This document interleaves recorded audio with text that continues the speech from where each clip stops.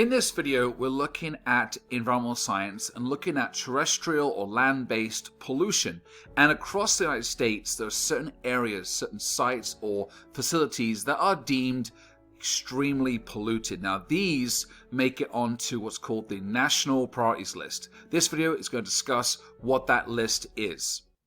This is the Earth Science Classroom. This video is going to look at the beginnings and establishment of the list and what is the actual list, how does a site qualify and get put on the list, and how does a site get assessed and removed from the list. In regards to pollution laws, regulations or acts, it starts with the government, it starts with the federal government in Washington DC, and back in 1980 the federal government established CERCLA, which is an acronym for Comprehensive Environmental Response, Compensation and Liability Act. This was a widespread, overarching push from Congress to develop a unified government program to assess and oversee polluted areas in this country. Now, this was part of the EPA's push to limit and control and assess various sites around the country that were deemed hazardous and extremely polluted. Then in 1982, there was a revision. There was the addition of NCP, the National Oil and Hazardous Contingency Pollution Plan.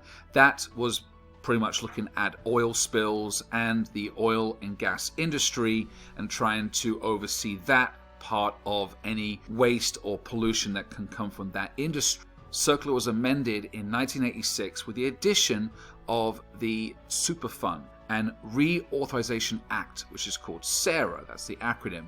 This allowed more funds to be given to certain sites that were deemed extremely polluted as based on a ranking system. So this was the development of what we call the National Priorities List. The National Priorities List, or NPL, is a comprehensive list of certain locations and sites around the country that are deemed to be hazardous and polluted to a certain level. Now, that level is a score given by what's called the hazard ranking system, and it goes from 0 to 100, and if the score is above a certain number, then that site or facility, that polluted area, is then put onto the National Priorities List.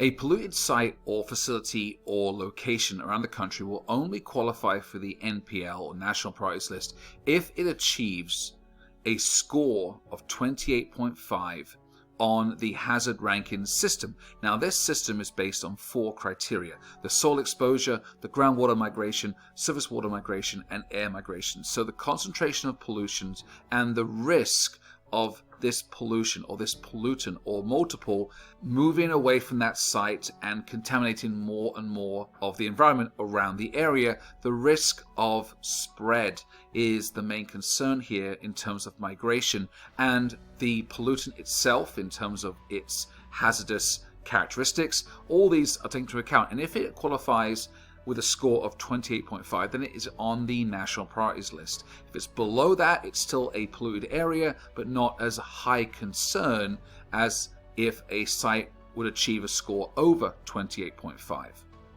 Once a site has been added onto the NPL, it is given priority, it's given more funding in terms of the Superfund account from the federal government, it's given priority in terms of creating these plans, these action plans to remediate the site and to produce an area that is not hazardous for humans, and the migration of pollutants is at a minimal or removed in a best case scenario, and that area can then be used for whatever. However, then that site will be removed from the NPL. Again, this would take a long time. It could take weeks, months, years, decades to reassess and to allow the remediation plan to take effect.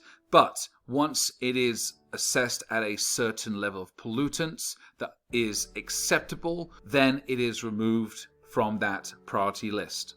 And further assessment like the CCL, or the Construction Completion List, is put into practice for that site in terms of organizing what needs to be done to allow that site to be removed from the list. This NPL list for the entire country is quite comprehensive. It includes over 1,300 different sites and facilities across the 50 states and American territories. And this is, again, any site that is assessed by the hazard ranking system to have a score above 28.5, again, based on the level and migration of pollutants in that site. If we break down the 1,300 different sites across the country, the American West has an array of different sites, including California, which is officially the second highest state with the most NPL sites, or what's called Superfund sites, in the country, with 97. And then Washington has 46, and the rest have a low number of sites. The American Midwest, which is a little more polluted in general compared to the American West, with the exception of California, but you have Illinois and Indiana 46 and 40, you have Michigan 65, you've got Missouri 33, Wisconsin 36, and Ohio 37. So again, more industries in these Midwest states. Now for the American South, the geographic South, the region that includes a lot of different states, looking at Florida with 52, you're looking at North Carolina and South Carolina with 38 and 28 respectively, Texas with 55, Virginia with 29, and kind of surprisingly West Virginia with only 11. Then we have the American Northeast. Now, like the other geographic regions where some states have higher numbers of NPL sites, this is especially high with the inclusion of New Jersey, New York, and Pennsylvania because of the original 13 colonies, the original areas where people populated around Philadelphia, around New York, Boston, and Washington, D.C. But you have the establishment of industries in these areas for over 150 years. And prior to 1950, 1960, there were very little regulations to pollution and dumping of chemicals or pollutants or excess waste. So these states have had a long time to accumulate pollution, basically, and these sites reflect that. So New Jersey has 114 NPL sites, New York has 84, Pennsylvania 91, Massachusetts 32, and you're looking at the concentration of NPL sites around these historical, industrial, built up, urbanized, and very densely populated areas. This is the Earth Science Classroom. Thanks for watching the video. If you liked it, please subscribe, like, and share. And if you want more content and videos on Earth Science, please check out my channel.